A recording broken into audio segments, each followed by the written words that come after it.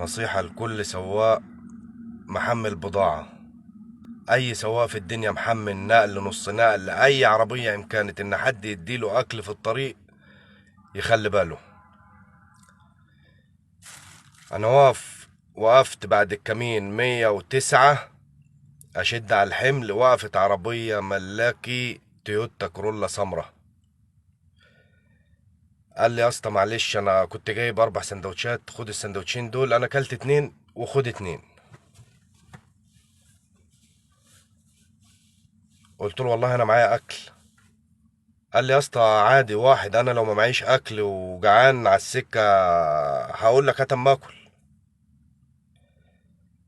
انا خدت منه الاكل بس انا شاكك ان هو اداني الاكل ومستعجل ان انا اكل. يعني بيقول لي الاكل سخن كله عشان ما يبردش وما مشيش.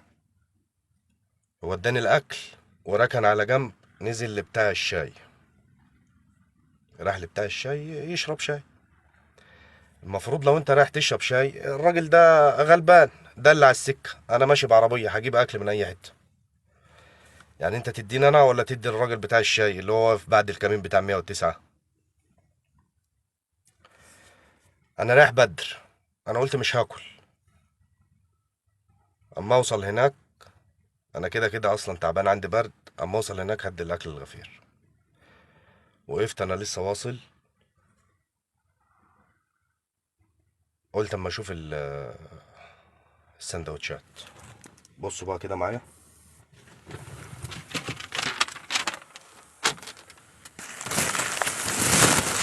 ادي السندوتشات. بص السندوتش فيه ايه.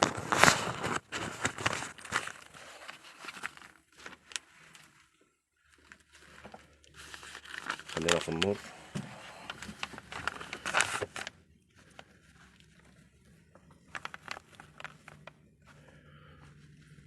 بصوا يا جماعه، ده برشام مطحون.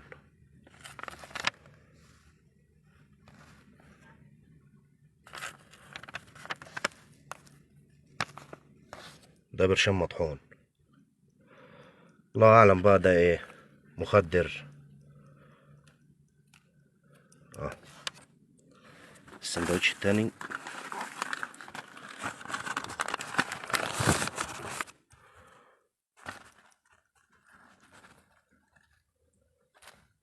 بصوا كده يا جماعه،